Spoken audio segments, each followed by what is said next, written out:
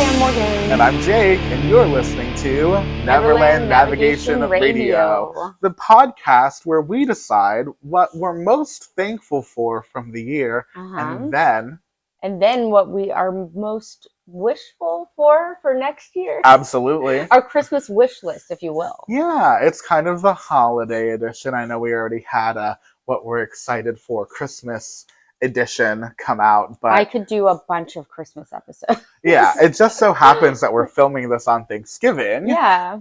So our families are spending their Thanksgivings together, and you know how you go around the table and you say what you're most thankful for? That's basically what we're going to do for the first half of this episode. And then we're going to say what we hope to be thankful for next year. Right, and then we're going to get into the Christmas spirit of things, because, right after Thanksgiving is done, that's when the Christmas cheer really starts to hit.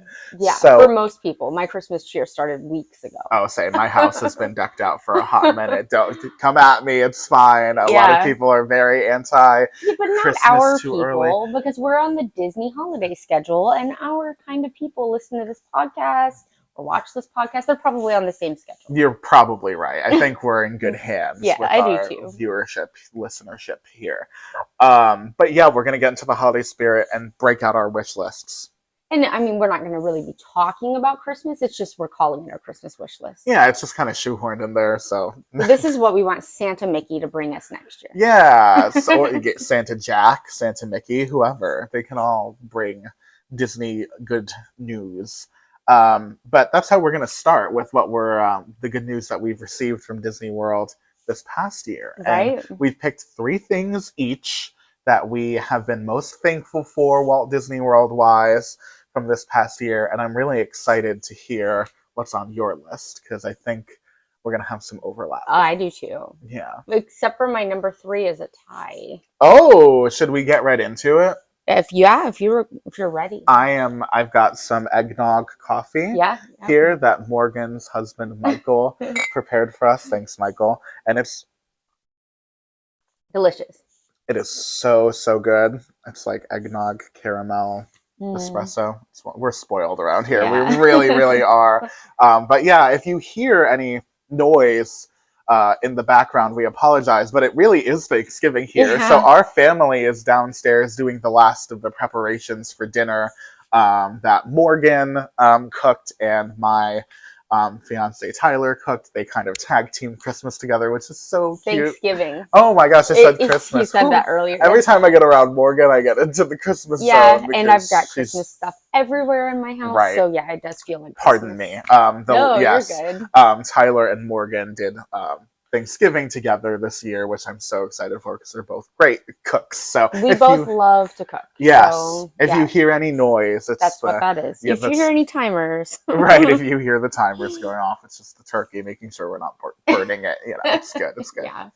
Making sure the oven didn't set itself to 550 degrees or... Yes! That's a Christmas scene. Oven set. Yes. Yeah. Not a Thanksgiving scene, but it does remind me of kind of what's going on. Yes. From Carousel of Progress, if you didn't catch the reference. It's the same. It's the same kind of manic energy of cooking, a lot of food on Christmas and Thanksgiving. That ride or attraction got a little change this year. It did. Not enough to make it on my most thankful for changes of 2022. But I am appreciative that Disney showed it a little love. Right.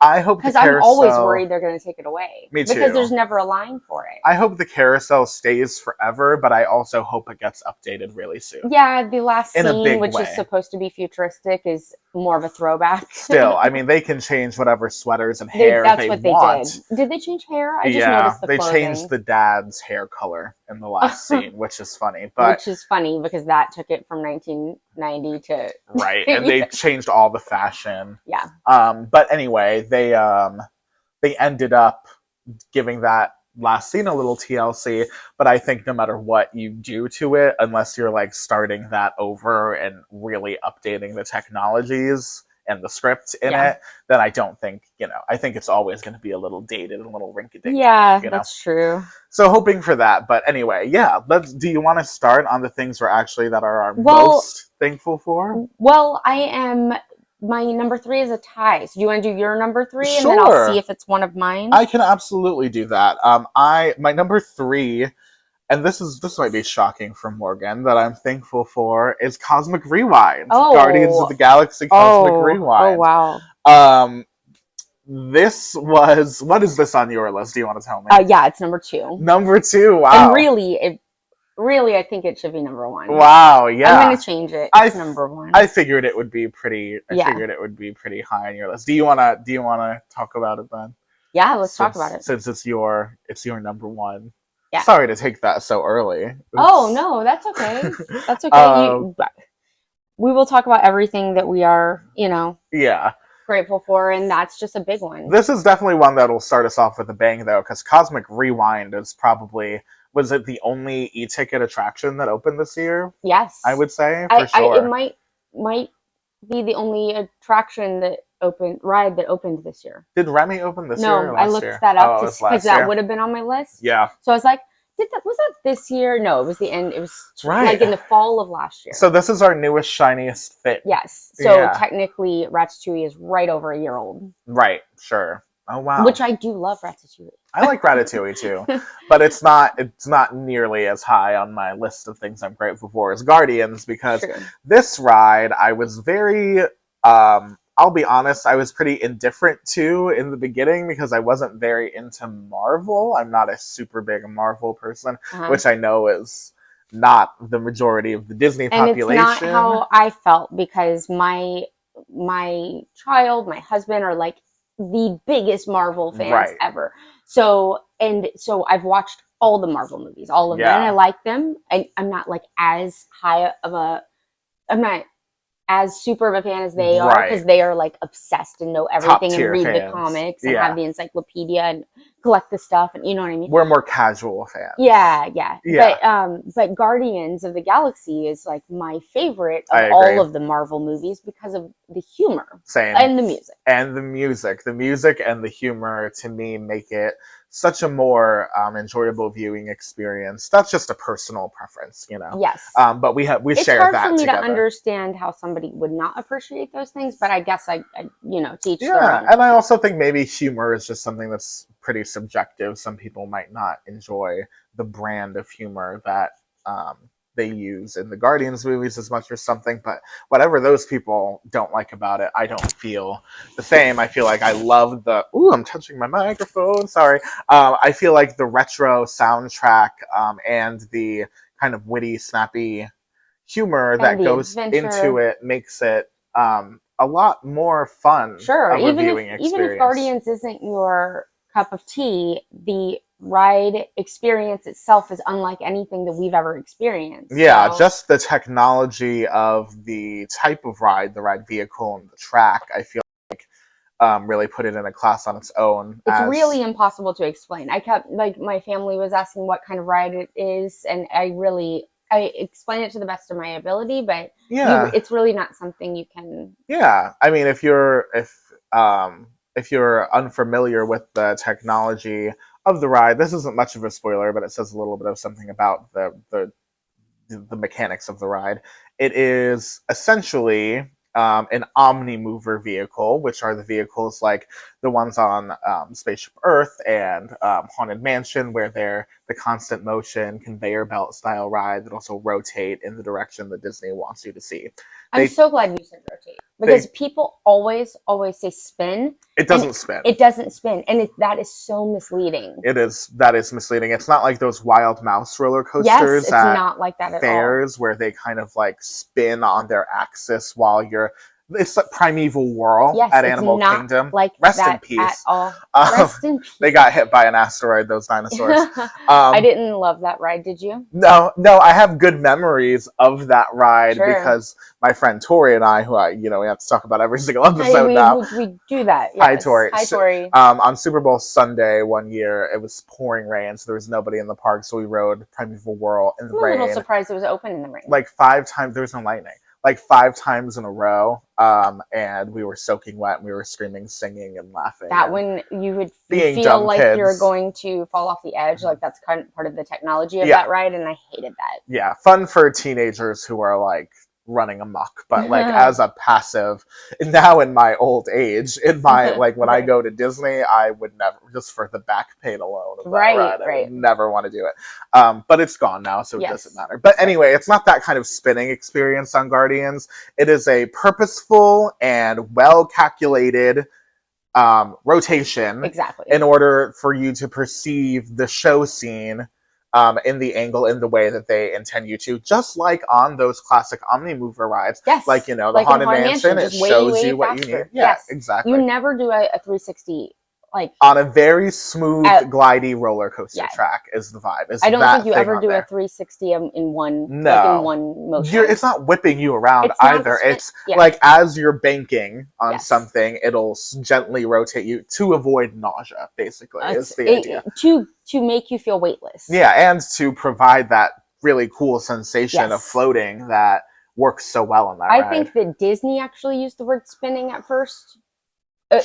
That sounds like Chapek era marketing to me. There's something wrong with it. They should not say that a coaster spins. So I was imagining a whole different thing, because in Busch Gardens, which you may or may not have, you as our audience may or may not have done Busch Gardens, they have one that is like a spinning roller coaster, and that's a completely different Cobra's experience. Curse. Yeah, it's like a family style spinning launch coaster. Yeah, and it is full spinning while you're I don't think it does launch. I take that back. No, I don't think it launches either. I think it goes up. Just rotate. Or it just spins. We're not Busch Gardens experts. No. We're Disney experts. No, but maybe one day we'll do an episode about like how we feel about SeaWorld, Busch Gardens, like all the auxiliary theme parks. Right. Maybe when you live in Florida, you kind of do all of it. Yeah, absolutely. That's true. I do love Busch Gardens Christmas decorations. We live 10 minutes from Tampa, so we are like really in Busch Gardens' backyard, but we're still Disney people, so that should really tell you something.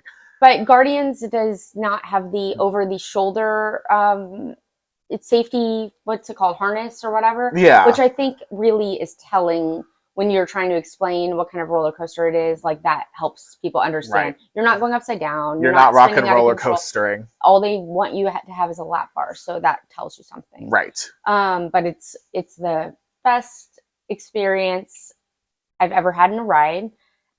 I just got back from a week-long vacation with my entire family, like my parents, my siblings, their spouses, my aunt and uncle, cousin, like a huge family thing in Disney World. Big trip. And I was worried that I had overhyped Guardians.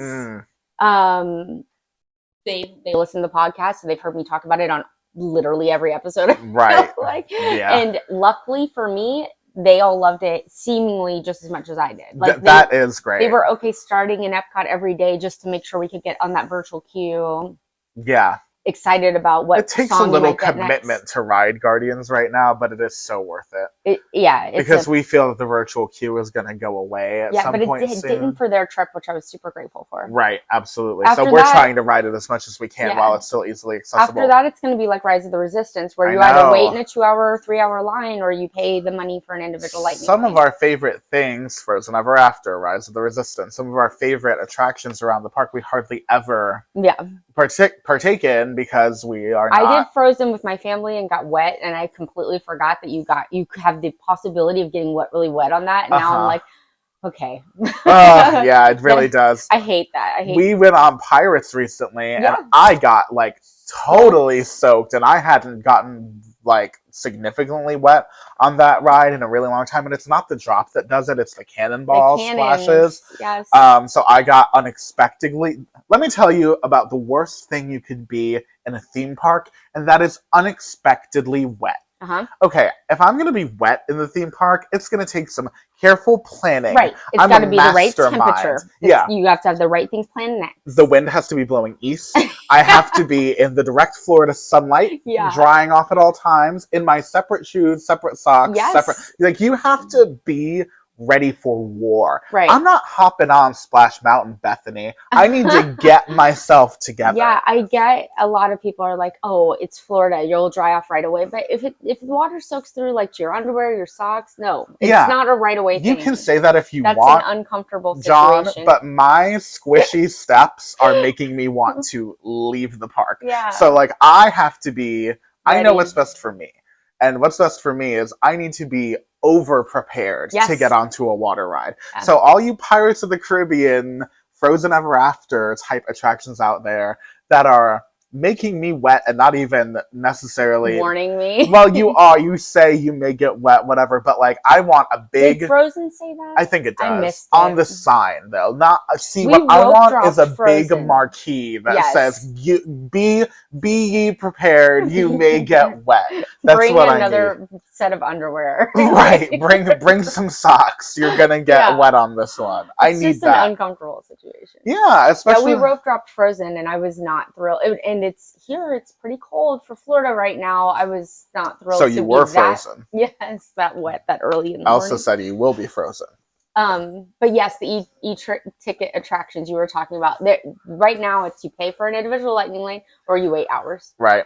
But right now, Guardians is not like that, so... Yeah, what I love most about Guardians, I will be honest, is the anticipation and the experience of not knowing which of the 5 randomized songs you're going to get, 6 randomized songs you're going to get, and then there's a moment where everything goes silent in the ride, and then the song that you get starts to play. Yes. And that moment where you're like, oh my god, we got this one! And you're dancing with your friends, that is like an experience you cannot duplicate. Right. So, I mean, you can on Rock and Roller Coaster, but it's not the same. No. It's different. The feeling, too. The feeling. I just can't even talk. Like, you can't even explain it. The beginning of that ride, when things are happening to your ride car and you're like, and the music is just starting to like really hit its stride. It's like, oh man, that is like, around you feels like you're levitating. Yeah. And so soon we're going to get a holiday mashup of songs. Tomorrow that begins. Yeah, that's really exciting. We cannot wait to hear what the mashup sounds like and what kind of elements they do or do not include for the Christmas overlay. We're excited. We'll report to you on that. We will report to you on that because we'll have to do it. I want to hear about your tie. Okay, you want me to say both of them? Yeah. Okay, well, one thing that I'm really thankful for this year, and this is a little bit of a silly one, so I like. Yeah, bear with me here. Is Magic Band Plus. Oh yeah. Very surprising, like just burst of joy that I get from. You really like them? I really like how it'll just randomly light up different colors, and there are times where you're like, hey, isn't this supposed to be making this statue say something and it's not, and that's frustrating. It doesn't always work. But during the fireworks show, the color of the fireworks that are going into the sky are the same color as your band's lighting up. Right. So it's pretty really cool. Yeah. I think I recently have gone to a Lady Gaga concert. I've seen a bunch of different concerts. Concerts will now give you light up wristbands so that the entire crowd's that's cool. The entire crowd has lights that's changing color with the stage lighting, so it coordinates, which is really cool. Disney kind of got a taste of that. They got they dipped their toes in the water a little bit. I'm really excited for that technology to evolve and continue to change. Yeah. Maybe even to the point where during rides something can happen with your Magic Band Plus. Unless that would be distracting. Now, when you get it would have to be incorporated into the ride. Yeah, that's true. When you get off of Guardians, it does it. Yes. And it's kind of just like hey, you did it. You did it right. Yeah, that is fun. I did not buy into the Magic Band Plus right away. There wasn't enough there that made me say, I want to spend, what is it, $50? No, I think it was $45. And then if you stay at a resort, which we did when my family came, you could get it on discount for $35. Right. So there wasn't anything in me that said, well, that justifies that because it's just flashing lights and stuff right now. But I think as the technology evolves a little bit, and maybe the price comes down perhaps on future models, then I think I would be super excited to have that experience that you're talking about. Yeah, sounds cool. If I just had, however much money I wanted, I would do it. But just for me personally, I'm just waiting a second longer before I dip my toes into the Magic Bands. Yeah, I personally feel like it was worth it because first of all, what you pay for a regular Magic Band is only $10 less. Right. So it's not, if you're getting a Magic Band, I just think it's so cool when the lights go off and the fireworks are going off. I was just like, this was really worth it. We did watch Harmonious together once, and I got to see that happen. I did love that. It's pretty magical. Yes. You do get some tingles from that, so that's cool. And if you walk around and see little kids trying to get the golden statues to activate, it's a cute experience. Yeah. What is that tied with for you? What do you mean? Oh, tied with, yes. Yes. Fantasmic. Fantasmic Returning. Really? What is that on your list? That is my number 2. Okay. I love the new Fantasmic. As time has gone on and I've thought more about the show, the more and more I enjoy the changes that they made, the songs that they picked. We definitely needed to process it for a few days after we saw it the first time. For sure. Because we didn't know what to expect. At all. We really thought it could be anything. But are there things that I wish were also added? Yes, that is true of probably everything I'll ever experience at Disney, because we think we know better, always. But for what we got, I really enjoy the selection of movies. I really appreciate the fact that the show is so much more well lit and easy to digest now than it was before. I feel like they did something that is really hard, and they towed the line of keeping the fans happy with what remained, while also adding a level of excitement and re-energizing the attraction with some new elements. Yeah. I feel like it's really hard, because if you change too much, people get really mad. Angers the diehards. But if you don't change enough, then it feels cheap, dated. It feels lazy, it feels dated. You know, it's a tough middle, and I feel like, is it perfect? No, but it was a good navigation of what they had to do. And I love Fantasmic. It's been there since I was so small, so I've really grown up with it. So I was a little concerned for how they would handle it. If they bring back Happily Ever After to the Magic Kingdom with the same energy they did the revitalization of Fantasmic with, I will be over the moon happy with just a couple different properties, a couple tweaks, a couple improvements without ripping out the core of the show. You've got, you've got magic there. So I was really excited. Fantasmic, I have said this before, I will say it again. It gets bonus points for me because I can see it. Yes. The castle projection shows, I have to I really don't see them. Right. We went to the Christmas party last week, and I did get to see that one. We got a really good spot. Woo! We camped out. Yeah. That's a totally different experience because there's less people in the parks. I've never seen a castle projection show outside of an after hours party where I have actually seen the projections on the castle because I am 5'2". Now, the Fantasmic is like bleacher seating. Yeah, stadium. Stadium seating, right? And then everything's kind of below you. Right. Below you, right? Yeah, absolutely. It's like a tiered stadium cone, right? So that the people that are in front of you are lower than you, right. Which is like perfect for sight lines. And it's also a pretty gradual slope, so like it feels natural, it looks good, and it gives you like the sight line that you actually need to see the action. Because in Fantasmic, they kind of have a large vertical scope of content, because at the bottom they've got all this water content, they've got the screens and the boats.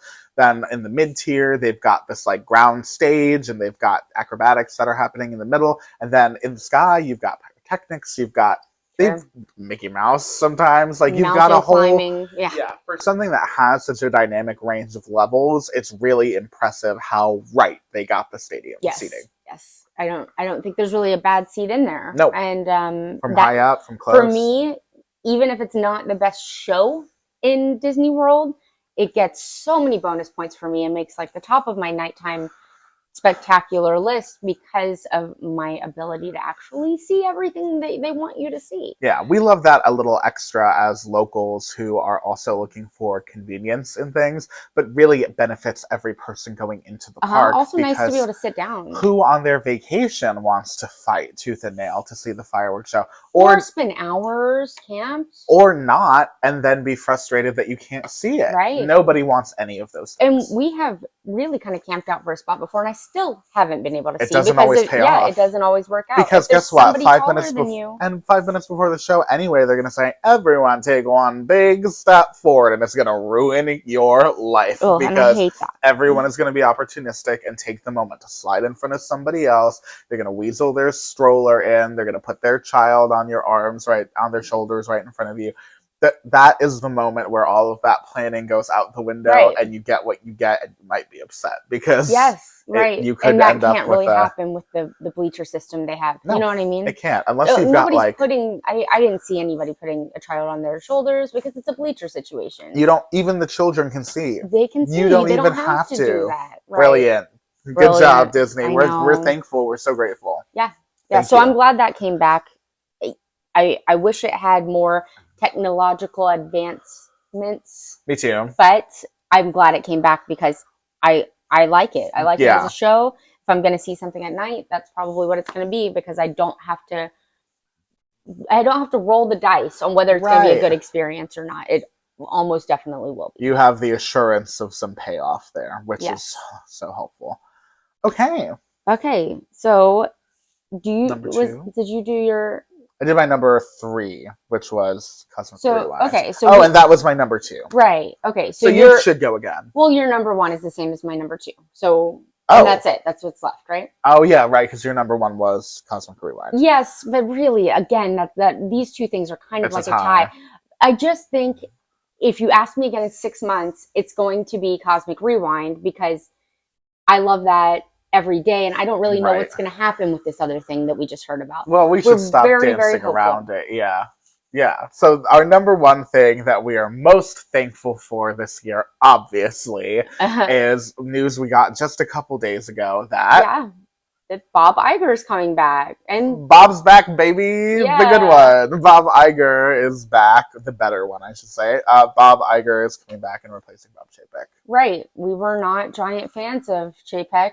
He has publicly done a lot of things that people don't like. He talks about how he doesn't really appreciate pass holders. He's just about the money. We want, Disney's always been run in a way that, they care more about the customer experience and about the magic than the bottom line. And then they make money because they care about the experience. They care about the magic. That adds value to their brand. Yes, because that makes you want to come back. That makes you want to buy everything that they sell. Because when you go, you have a magical great customer service experience. And then he kind of was like, yeah, we'd be fine without that great customer service. Let's just not worry about that and worry about increasing prices. And Disney is a company and Disney is an experience, the parks or the movies or the products, where there is an expectation of whimsy and there is an expectation of above and beyond. That is their brand. Yeah. It's not like this is just what we expect. No. They actually do seminars on how to teach other businesses how to be above and beyond. Right. So because that is the level of Disney World that we have grown up with and that they have proven themselves to be capable of achieving on a consistent basis, when a new CEO comes in and the fans of the brand really start to feel that lacking, they start to feel like there's maybe not so much whimsy, maybe not so many above and beyond type experiences going on, it really starts to erode the consumer's trust in the brand. Right. It leaves a bad taste in your mouth. When you have to pay more for things that used to be free. Yes. PhotoPass for annual pass holders. Fast passes, which are now paid Disney Genie passes. Disney Genie Plus. When those kind of things start to chip at the consumer confidence in the brand, it is a heartbreaking thing for the, diehard consumers like we are. So that has been pretty awful to deal with for the past couple years of having to feel like every time we hear something about Disney, it's just another couple dollars out of our pocket because we're not necessarily the Disney fans that are the ones who are going to be buying everything Disney has to offer. We are more selective budget people. Right. So when we're looking at Disney and we're thinking, well, geez, every time I look at this, the price goes up, it makes it harder to want to be joyful and whimsical and happy about the experience because you're so busy thinking about how you're being nickel and dimed by the company. So that was the type of energy that Chapek brought. Yes. Needless to say, not fans, as most of the community has made it very vocally clear that they are not fans. So this was a much needed and big win for Disney people that has me so enthusiastic. Yes, we have been hoping for this, for something like this, for a long time, but we didn't expect it. Like, No. his contract was just renewed not that long ago. Right. I thought that was a clear signal that this was maybe not going to be going the way that we were all hoping it would go, where Disney, the organization, would quickly see the error of its ways and make a major correction. Right. That did not happen. No. For a long time. They let him dig deeper into the problems. Now everybody in the company is like, just about money. It was hurtful. It was hurtful for those of us. And at first I thought to myself, okay, I am excited because the last couple years have just been so bad under this CEO, but it is just one guy and he is still going to want to bolster the bottom line to some degree, so maybe I shouldn't get too excited. Yeah. And then I read the email that he sent to cast members talking about prioritizing putting the distribution process back into the hands of the studios and the creators that got this content made in the first place. Amazing. Hearing those words from the CEO, hearing reports that Chapek has been disparaged in some ways by Iger privately for nickel and diming pass holders and park guests, hearing those kinds of things from the mouth of a charismatic and seemingly well-involved CEO, it really makes me so hopeful that maybe we'll get some of that stuff that feels like it was taken away back in a meaningful way. And I think that will figure into our wish list portion of this as well. Sure. Because now it feels like maybe some of those things that we think that Chapek would never do for budgetary reasons, now maybe it makes them a little more possible, or a little more like Iger will invest in the parks the way that we invest in going to the parks. Right. The way we invest in Disney as a whole. You know what I mean? That reciprocation, the fact that we feel like, okay, yes, we are loyal, but that loyalty is being rewarded. Right. Perhaps that sense will return in some way. That makes me very hopeful for this future things that we're looking forward to in the next year, or potentially wish list, if they, if our wildest dreams came true. Right. Yeah, I mean, Bob Iger did a really good job the first time around. If you're not as familiar with Iger's track record, maybe, he is the one that brought Disney's most profitable mergers, or most profitable acquisitions, I should say. So we're talking about Lucasfilm, and we're talking about Marvel, and those things have been massive reshapings of the Disney identity in terms of what the brand portfolio says about the company, and it just really reshaped the way that Disney was looked at as a consumer based icon in the industry, because now the joke is Disney owns everything. It seems like whatever is the most beloved current consumer franchise, whether that be Marvel or Star Wars or animated or whatever, it all fits somewhere under the Disney umbrella. So that is his crowning success. Would be his. So and a lot of people would say, well, maybe that's not a good thing for the parks, because maybe then we don't get as much original story, original contents, new fresh ideas like Figment, or these original Haunted Mansion Disney Imagineering creations. But guess what? You are not going to get really that with any CEO. Right. So you might as well have one that cares that content is being done well. Right. The movie-based content in the parks. You know what I mean? Yeah. Yeah, we're very hopeful, but he's got a lot of cleaning up to do from all of the stuff that Chapek did that people didn't like. And this is, from everything we know, this is probably just a short-term thing. Yeah. He's not coming back for 10 years. He won't. No. So it's really going to be, he's got this part of his contract is finding the next person and getting them ready. Right, to take picking over. A successor. So... But it's funny because there's this huge obstacle here from having someone who left the company with a kind of a sterling reputation as someone who ushered in another renaissance for Disney. Right. Having that reputation going out, and then seeing what you've built kind of crumble to some degree, at least from the media standpoint.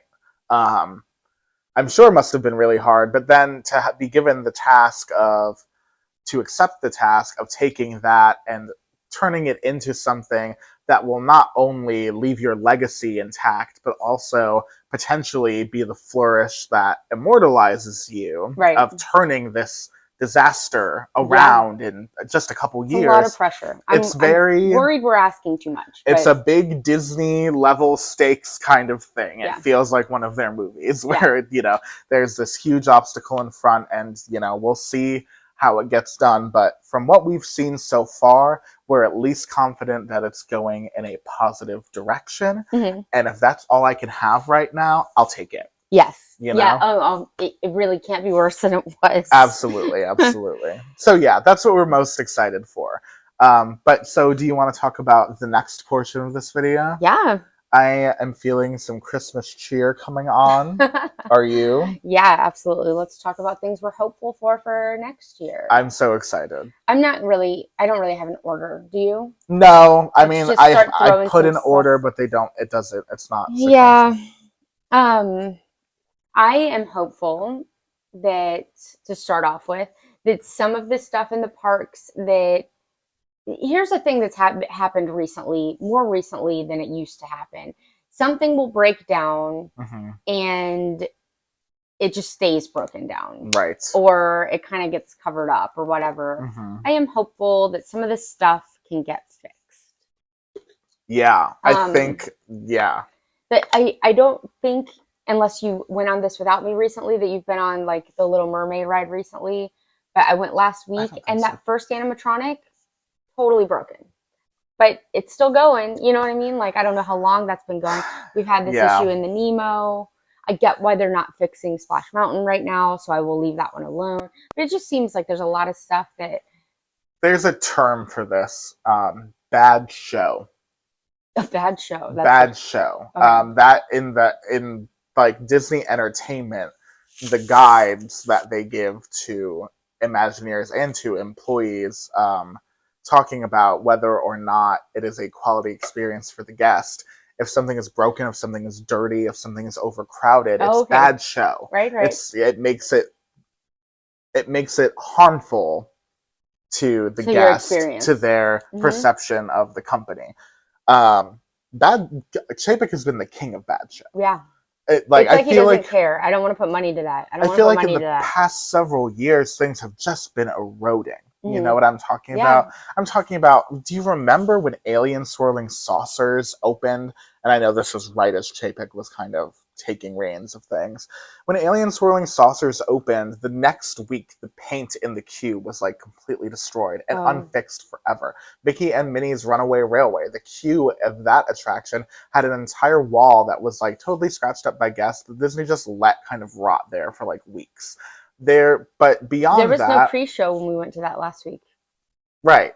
I don't know if it was broken down. I don't know what the deal was. There's a lot, and don't get me wrong, this is not faulting the cast members because it is very difficult to keep these attractions moving. Right. But at the same time, it doesn't seem like there's a lot of encouragement from the top down to necessarily fix the show. It's not a cast member thing; it's a maintenance thing, and I think that it's somebody has to sign off on the budget for a maintenance person to come in and fix it. And we don't mean the maintenance cast members. No. We mean an attitude toward maintenance in general. Yeah, I mean that somebody at the top is getting a thing saying, do we want to put $5,000 to fix this animatronic? And they're like, nah.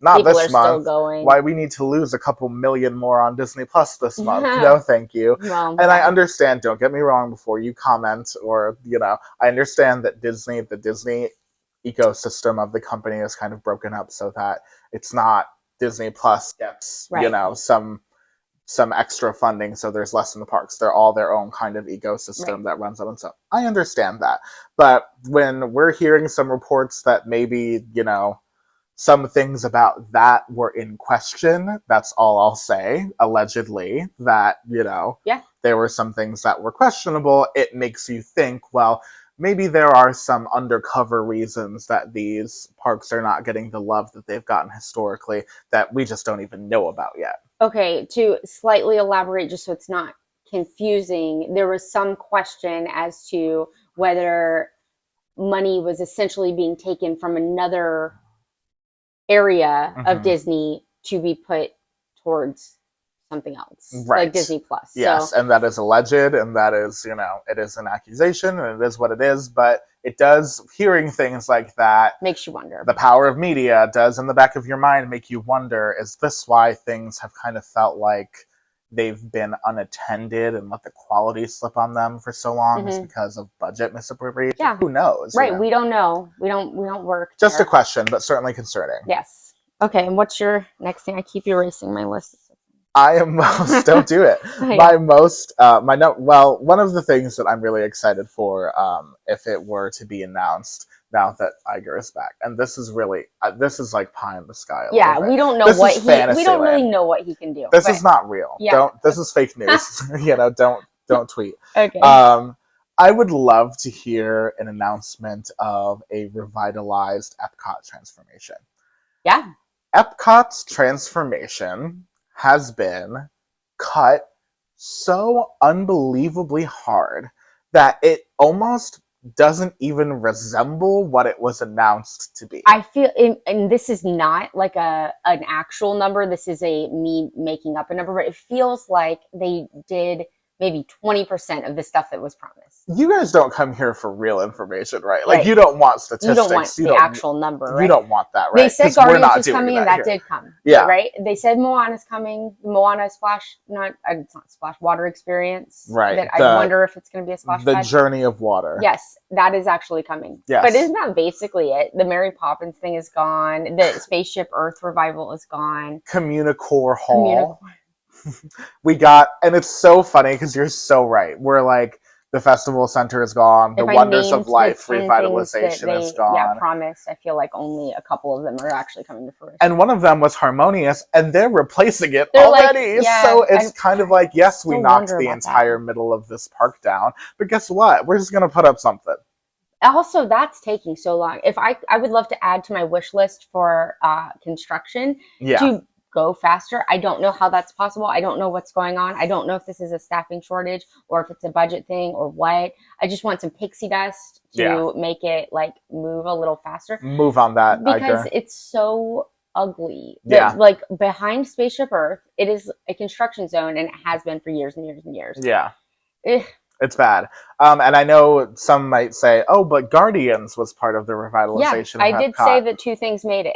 I'll take it. You know what? If that's the biggest change to Epcot that we're going to get, that was the one that was most important to me. Absolutely. Personally. But, honestly, the Mary Poppins thing just hurts my feelings because I love Mary Poppins so much, and I really feel like that would have been I think it would have been amazing too, but I don't... For me, a e-ticket... top of the line ride. The best ride in all of Walt Disney World, I'm going to say, and Disneyland. All of Disney in America. Yeah. But it does, I don't mean to complain, but the problem for me really is that I feel like I'm being sold short, because it's not that y'all just organized and announced this information.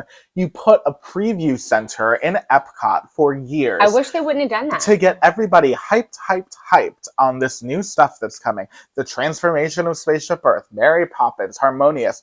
They all are either not happening, they go away in a year, the Play Pavilion, all of this stuff that they announced that we're not getting anymore, the Festival Center. Right. It just makes me wish that I understand to some degree that COVID played its role. So I understand. And staffing shortages. We do understand. Totally understand that.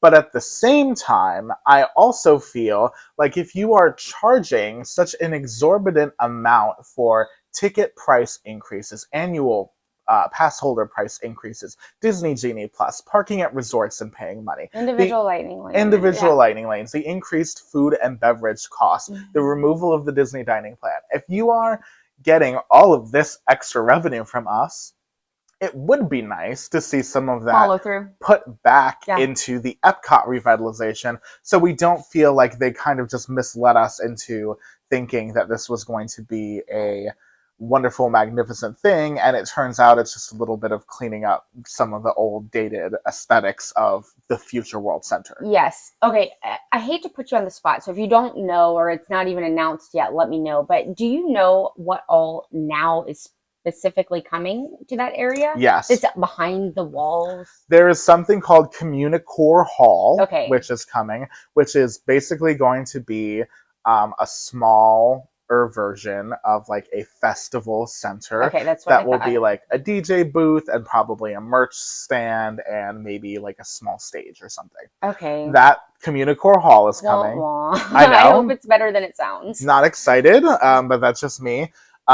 Also, something that did come from. I guess I like the reference to Communicore. Me too, but something that did come from the project. Oh, sorry, yeah. Yeah, go on. Communicore was this old thing. Yeah. It was where Early Innoventions Epcot, was, if you remember that. But anyway, we're Connections Eatery and Cafe is part of the. Well, that's already there. I'm talking about like what's behind the wall right now. Right, that was the first phase though, Right. Because the Mouse Gears and Starbucks and Club Cool going away and becoming Connections and the Creation Shop. That was the first phase of which the they are revitalization. there now. They did it. Yeah, Yes, that's and part of Club all Cool this. is open now. I just want to put that out there because my mom said that she knew somebody that thought it just got taken away entirely. Yeah, they moved it. They moved it. It's there. Yeah, so those things were part of all of this, so they did make it. But the stuff that's not there yet that is coming is Journey of Water, the Moana experience. Which do you think it's going to be more than a splash pad? It's a walkthrough. So it's going to be like a short educational walkthrough experience. You know what I almost want to... But you think kids will be able to play in the water? Maybe a little bit. I feel like that's part of it. Yeah, sure. They have had that in other parts of Epcot before. Yeah, something like that. Yeah. Mm-hmm. I feel like just, you know what I mean. I feel like this will be a bigger budget version because it's like for sure. That's like all this rock work and stuff. So it's got to be something. You know, it's not. But it's also it's not even an attraction. So let's not get crazy with it either. You know, it's not going to be anything mind blowing. You know? And you guys, it's attractions. We don't just want attractions and rides because we love attractions and rides, which we do, but also anytime they build a new attraction or ride, that takes thousands of people and puts them there, which distributes, did I say that right? Yeah. The people in a way that makes other lines shorter, all the lines shorter. The crowds need it. Yes. It makes everything a little bit smoother. I'm excited though for Moana because from what we've seen of it so far, Disney shared kind of an Imagineering behind the scenes thing. What it's going to look like. It appears that they're going a classic like Epcot edutainment about the water cycle via characters kind of route with it. So that makes me excited about it. Yeah. I'm going to kind of hold off judgment until it opens. Sure. I just hope but anyway, that and Communicore Hall is that it? And Dreamer's Point, which is a statue of Walt Disney behind Epcot. That's all that's happening. Okay. That's it. So that compared to there's not Mary Poppins, the Play Pavilion, not that we've heard. It's just a really large amount of space that they have walled off. For trees and stuff. Yeah, and I thought maybe there was something that I didn't know about or that hadn't been announced yet. No. That's all. Okay. That's all it is. Dreamer's Point, Communicore Hall, and... I agree with you. I hope that we get some news. Although, don't give me false news, you guys. Yeah, right. Exactly. Don't promise something and then not deliver. Now they don't even promise things. They're just like, what if there was something behind Thunder Mountain? Yes. Maybe we'll think about it. Maybe we won't. Right. They make no commitments. Right. Although I don't like that either. In some ways, I don't like them saying, wouldn't it be cool if we did this? Maybe we will. Maybe we won't. Yeah. Because why?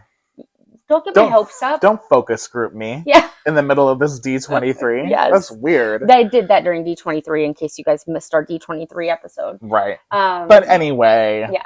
Anyway, that is that's something I hope they would announce is maybe they'll bring back some of that Epcot stuff they cut. I also I don't know if this is like what got torn up already and there's no chance, but do you remember that when you're walking out of Epcot, the pavement had like lights in it and it would light up? I miss that so much. I do too. Is there any chance that's coming back? I don't know. They haven't announced, but I would love. I don't know that they would. I would love if they brought an updated version of that to the Dreamer's Point area. Yes, something magical in the ground. Epcot used to have that. It used to have talking trash cans. Wouldn't it be? It used to have talking and light up water fountains. I loved all of it. I wouldn't touch a water fountain with a 10-foot pole anymore. No. But it was a cool thing. Don't you think it would be so magical for Dreamer's Point, the statue of Walt Disney World, if every now and then, unplanned, some music would play, the statue would illuminate and the ground would light up as Walt Disney gave a quote about Epcot. Yes, that would Wouldn't that be so wonderful? I hope that I hope it's gonna be more than just a statue like the one we have in Magic Kingdom. I hope it's got some type of like artistic next level to it.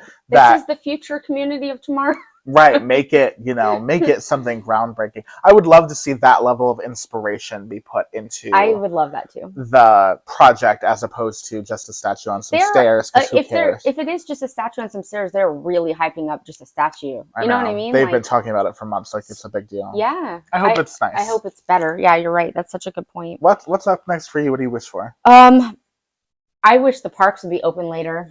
Oh my gosh, what a good one. I didn't even think about that. As a night owl, nighttime kind of girl, I'm going to throw this in there with it. I also want nighttime entertainment. Yep. Like a nighttime parade. Nighttime parade is specifically what I'm talking about when I say that. We do have like fireworks show and stuff like that. You know what they should do? A 90s style ad campaign where, you know how they would have ad campaigns for leave the kids at home. Disney's fun for adults too. You know how like they would have those old They style did have that campaigns. back in the day. Yeah. Oh, yeah, you know. Okay. What I think they should do is something in the style of that where the magic burns even brighter when you turn off the lights or something, and revitalize nighttime at Disney World. Nighttime entertainment, new extended park hours, new offerings for lighting packages at night for everyone, not just for these paid ticket, hard ticket events. Let's add some free late night magic back to Disney World. Yes. Wouldn't that be fantastic? Yes. So last week, the week before Thanksgiving, I was there with my family, like I said. Most nights, everything was closed by 9 p.m. Bummer. It's not cool. I'm not really a rope drop kind of girl, although I did do it. I did it for my family. Love you guys. But night is when I want to be there, because not only am I just a night person, but everything is lit up, even without Epcot, Tomorrowland. Yes, even without the nighttime parade with all the lights, which I love. Even without the Christmas lights, which is like my whole heart. Right. Just the lights normal. Tomorrowland, with all the neon lights. Main Street is gorgeous. The trees at night. And the hub. The castle, the way that it's just lit up at night. Disney at night, gorgeous. Gorgeous. But closing at 9, not cool. Bummer. I paid so much money to be here. I know. So much money for a one-day ticket, and you're telling me you're open like 12 hours? 9? Yeah, am I supposed to go to bed now? The grocery store is not even closed yet. Yeah. What? Why is Publix open and Walt Disney World is closed? That's what I'm saying. So there were like 2 nights that Magic Kingdom was open till 11, but then the other 3 nights of those 5 nights, Magic Kingdom was closed at 6 because of the party. And I just, on those nights, leave something else open late. Yeah. Animal Kingdom is closing at 7. I am only complaining about this because I love being there, and I love being there at night. Nighttime is the time to go. Yep. It's cooler. If you're not watching the fireworks, it's a great time to get on. Like if you've got a hankering to ride Seven Dwarfs Mine Train, that's exactly really what you need to do is go to Magic Kingdom one night, like at 7 o'clock or whatever. Or whenever, but whenever the fireworks show is happening, that really diverts all of the crowds. A large part of the crowds to Main Street and the hub. And then a lot of them leave right after, as we've talked about on our We Hate Leaving Magic Kingdom after the fireworks show. Go on. So that's a hot tip to get like a slightly less crazy wait time for some of the higher wait time attractions. They won't necessarily lower the time on your app, so you kind of have to have faith that if it says it's an hour, it might not be. Because this is something a lot of people might not realize. The Disney wait times for attractions are inflated. Yes. This has been proven by people 98% who ride of the time. the rides. Occasionally you'll get in a line that says it's whatever, and you'll wind up staying longer, but that's because they had an issue. Right. So you need to go into it thinking, yes, I know it doesn't say that this ride is going to be any less of a wait than it normally is, but if you're a couple minutes into those fireworks and there are a lot of people who are getting their spot, you have to have faith that, okay, I know it says this is 140 minutes, but I think I'm going to get through this line in 40 to 60 minutes, you have to have a little bit Bring your trivia. Right. You will still have I'm not saying it'll become a walk-on magically, but I'm saying if you're someone who wants to shave some time off and you don't necessarily care about seeing Harmonious or Disney Enchantment or whatever the situation right after the fireworks start. Not Harmonious, though, because that starts at close. Right. Although you can walk on to stuff literally the at minute 59 before it closes. And that's not that's not negatively affecting the cast members. They have to be there. Yeah, anyway, they have to be there anyway. I think so too. I don't think it makes a difference. And people talk about the inflated wait times like, oh, Disney's trying to rip us off and make us buy, like, scam us into buying Genie Plus. I don't think that's what it is. I think they're trying to do the business technique of under promise and over deliver. Absolutely. It makes it a happier customer experience. You're going to be upset if you're constantly getting in lines that say that they're 30 minutes and then you actually wait 45. So they do it the opposite way. They'll tell you it's 45 when it's probably only 30. Right. Yeah. Okay. And I don't have a problem with that. Yeah. I don't think anybody's trying to rip me off. No. I think you're right, though, that it would be nice to see a little bit more value added by keeping the parks open a little bit later. Yes. It's on the wish list for sure. Oh my gosh. And Disneyland stays open way later. What's up with 3 that? 3 to 4 hours later than Disney World. So yeah, I really, that might be one of my biggest wishes. That anyway, would be wonderful. What's your next one? This is something that I don't need to talk for a long time about because I think we've discussed the problem ad nauseum. But I would love an announcement for the Magic Kingdom Ticket and Transportation center to be completely redone with the addition of another transportation feature for Magic Kingdom. You're so right. That should have been on my list. And you take your pick. If you want to add a Skyliner line, if you want to add a People Mover track that takes you directly into Tomorrowland, maybe in the same way that Disneyland's monorail takes you into Tomorrowland, if they wanted to add a futuristic People Mover type thing that joined the People Mover track in Tomorrowland and use that as an excuse to refurbish the actual People Mover, I'll take it. That would be fabulous. That would alleviate so much of the end of night after firework crowd rush nightmare that happens at Magic Kingdom, and it would make it easier to get into the park and out of the park quicker, which is a common complaint about Magic Kingdom, that the process of entering or leaving the park is so long and tedious that it makes people, including us, sometimes be less likely to even visit Magic Kingdom as opposed to some of the other parks. So can I tell a quick story about a way in which I was impressed by transportation recently? Yes. So I might have mentioned this to you already, but I definitely didn't to our audience yet. We went to Mickey's Very Merry Christmas Party. I went with my family last week. And as we've talked about a whole bunch, leaving Magic Kingdom when everybody else is trying to leave Magic Kingdom is like my nightmare. Yep. Like, I hate the crushes. Anyway, we were staying at a hotel, and so we were going to take the bus, which I knew was going to be a better option, but than the monorail or the boat, which would have a really long line. But I also thought, it's going to 3 buses are going to load before we even get on there. They take 20 minutes for a new one to come out. And I said to my family as we were walking out, I was like, they really have no excuse, because this is the only park open right now, not to have every bus that would be going from Animal Kingdom, Hollywood Studios, and Epcot right now to resorts, all of them, so that they're just boom, boom, boom, like a bus leaves, a bus pulls up, a bus leaves, you know what I mean? Because they have all of those buses and only one park is open. And they did. I don't know if we just lucked into that, but a bus left, a bus came. A bus left, a bus came. Like, we didn't have to wait. We did not have like 50 people too many on the bus like I have felt that way before, where people are basically on top of each other. It doesn't seem safe. I hate it. Yeah. It was actually a good experience at Magic Kingdom at night. Transportation. That is pretty shocking, because it's normally such a problem. I was like, this is what should happen, but I doubt that it will happen. And then it did happen. And I was like, so pleasantly surprised. Good job. It's just what they talk about. Under promise, over deliver. Yes. Yeah.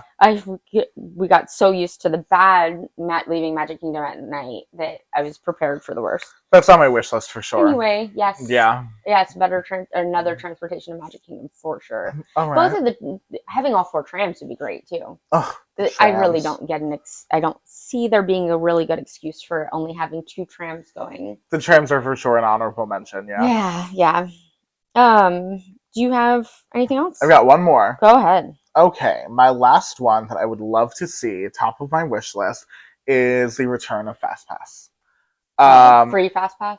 Yeah, the return of a FastPass model. I don't think that'll happen. So Disney Genie Plus is, in my opinion, kind of the centerpiece of everything I hated about the last CEO's approach to the park experience. It was expensive. It was, in a lot of cases, not able to be used by everyone in the park. It was a money grab to monetize something that was completely free ever since the park opened. Well, that's not true. Fast passes were introduced in what, the 80s, the late 80s, the 90s. Yeah. So maybe the late 90s. So oh really? I'll look it up. Maybe. Taking something that was free for that long. Do you remember when it was paper? Yeah, I do. My whole childhood it was paper. Oh, okay. Yeah. And there were all the boxes at the end of each attraction line where you had to the cast member slipped your fast pass into this like bucket or something. Right. But anyway, and that's still there in some attractions, like in Jungle Cruise, the barrel they used to put all the fast passes in is still there, funny. which is I love. But anyway, I would love if Bob Iger came out strong and said 1999. 1999, nice. So I was born in 1998, so basically my whole life there's been fast pass that's free. But if Bob Iger said, I hear you, I hear what you're saying about how you feel that you are being taken advantage of, and I would like to announce that Disney Genie is going to be going away and there's going to be a new system. Don't call it Fast Pass or do whatever, but I think they need to do something totally different. I don't think it needs to be Fast Pass Plus again. I think it's too late. I don't think or it could just be a revitalization of Disney Genie where it's still, if you need to have the AI like travel planning feature that you are apparently so proud of, that's fine. But then have a program installed where every guest then gets one free fast pass, a surprise one, that or something. I was going to say, I'm going to play devil's advocate here a little bit, okay? Because from a non-local, non-pass holder point of view, I think it's a good system, or I think it makes sense.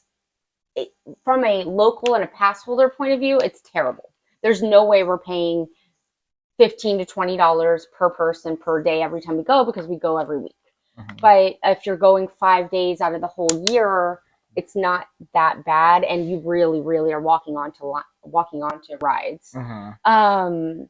If I think that it would be awesome if, as like a pass holder reward, we were given some on, like, especially on their slower days. You know what I mean? Not that there's really a slow time, but as sort of like a once a month you get this or whatever. You know what I mean? That would be nice. My playing devil's advocate isn't that like I like it something that was always free and now that we're having to pay for it. I don't think it'll change because of the money that they're making off of it.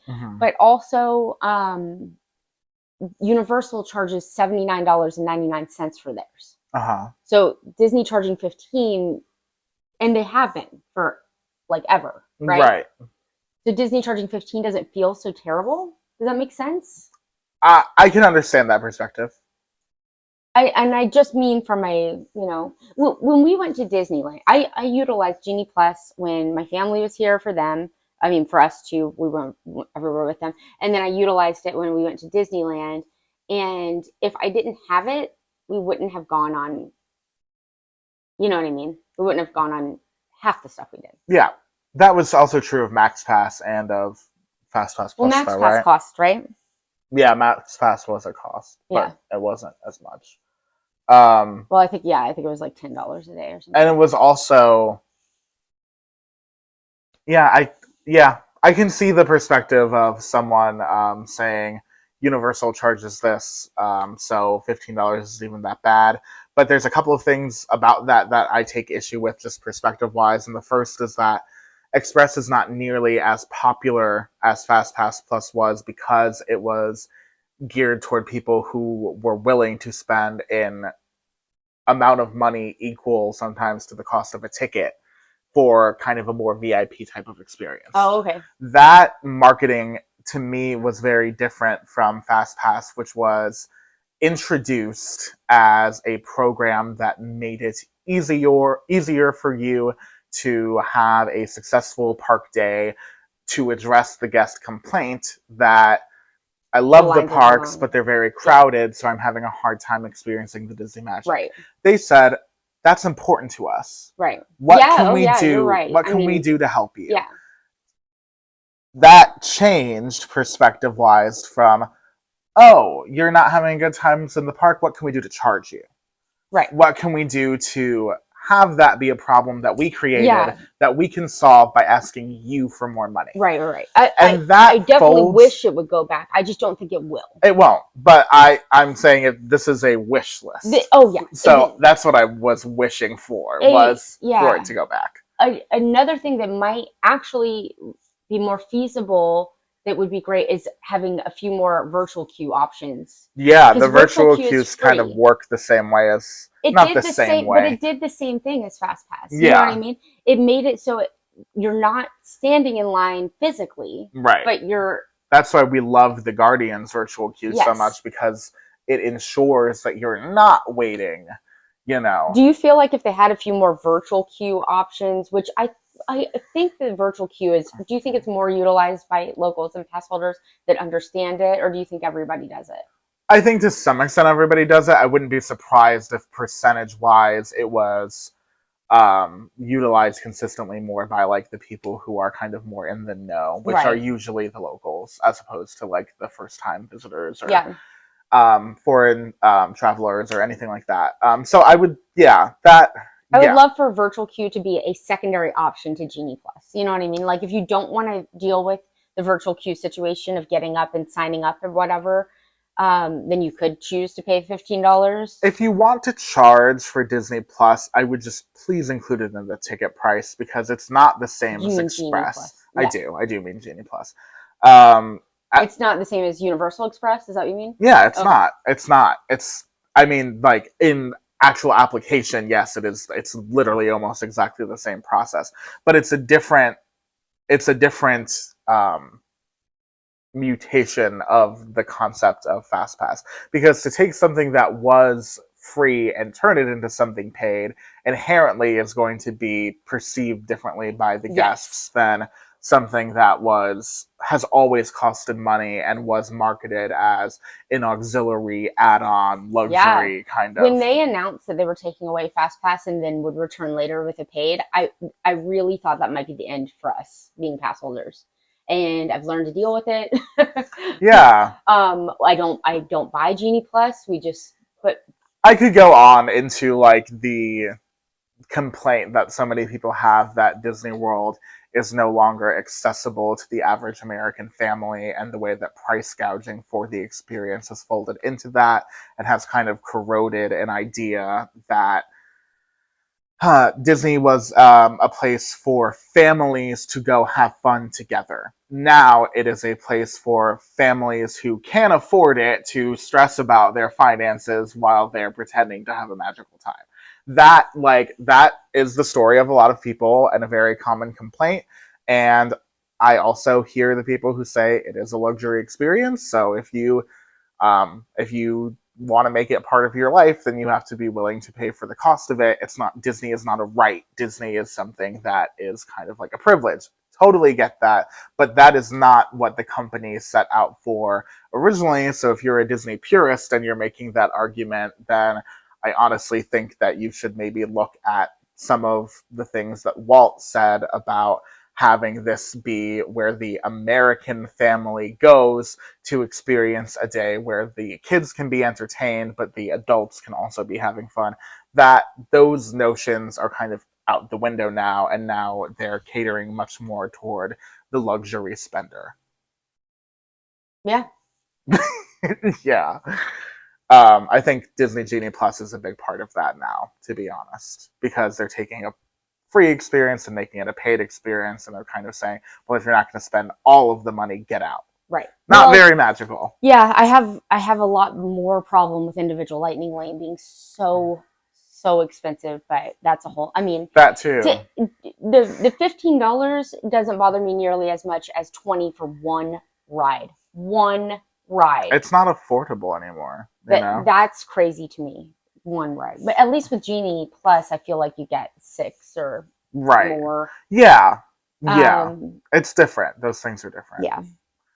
All right. You don't have anything else, do you? Well, I do, but okay. it's just on my wish list. This is the last thing, and this will end us on a little bit of a high note, maybe, except for that it's not there right now. But I would love for them to bring some sort of Christmas dancing light spectacular anywhere in the park.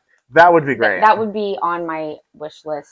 I was obsessed with the Osborne spectacle of dancing lights. Mm-hmm. I really loved the light tunnel that they had in Epcot. I would just love an area that just really committed to like a Christmas light spectacular. That would be pretty awesome. I would love if they this might be silly, but even if they had a Muppet Christmas dancing light thing at Hollywood Studios, just in the Muppet area. Courtyard. For sure. Have Kermit and Miss Piggy that would be awesome. Host it and have, this big light holiday festival. And you know what? Sam Eagle can, be involved and however they want to do it. Yeah, the Muppets are really good for Christmas. Yeah, so it really... Go ahead. No, I was going to say I feel like that would really work is if they wanted to, because that's also a pretty big space. And it was very close to where Osborne was. So right, it exactly. would be kind of a nod, especially. I know they can't use those lights anymore because they gifted them to Night of a Million Lights. Lights that give kids the world. Yes, that's it. Right. But I always wonder if they could do Main Street in the same way that they did the Streets of America. Yeah, that would be great. I know that they won't. But it would be also awesome if they're not going to do the Cinderella Dream Lights on the castle anymore. Right, which was the Elsa icicle lights. Right, if they could have Elsa then, instead of turning the castle, turn Main Street on and put a fountain in the hub and have it freeze in some way. And add lights and crystals and magic all down Main Street. Because it also snows there. Right, with projections and with lights, actual dancing lights hanging over Main Street maybe. Gosh, you made this idea so much better. If they could figure out something like that for Main Street, then that would also almost be like when they would light the dream lights, it was its own little show. Yes. So now it's also the show, and now Main Street is gorgeous all night. Yes. That would be. Main Street is definitely the best part of Magic Kingdom during Christmas. Yeah, Christmas decoration wise, for sure. Yes, it is gorgeous, but wouldn't that be just a whole nother step? Yeah, that would be. I just wish. And the hub, they could light the trees in the hub, and they could really make a meal out of it. That would be fabulous. Yeah, that would be great. You guys, we have to go eat Thanksgiving dinner. We do. If you can believe. Cooking. Yeah, Morgan has to finish cooking Thanksgiving dinner. So we're going to wrap up. But thank you guys so much for listening. If you've enjoyed this podcast, we would really, really, really appreciate you leaving us a review, telling us what you thought. That makes a giant difference to us. Yeah, that's our Christmas wish. But just for making it this far, we are thankful for you. So thank you so much for listening or watching to the end if you're on YouTube. Morgan, where can they find us online? Oh, you can find us at neverlandnavigation.co. That website has links to all of our social media, my blog. I think there's a link to the Etsy store, which is Neverland Navigation on Etsy. Yep. You can follow us on Instagram or TikTok at Neverland Navco.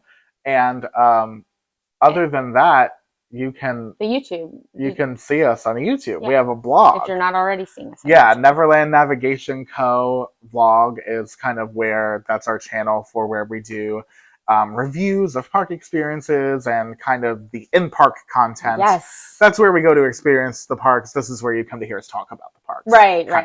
We do a lot of restaurant reviews, hotel reviews, stuff to make your trip a little bit easier. Yeah, that's kind of the more travel planning side of this. So we would love to have you visit us on there. But apart from that, we wish you the happiest of holidays. Yeah. And we thank you so much for listening to our Thanksgiving/Christmas edition of the show. We appreciate it. Yeah. Until then, we'll see you on our next adventure. Happy holidays and goodbye. Bye.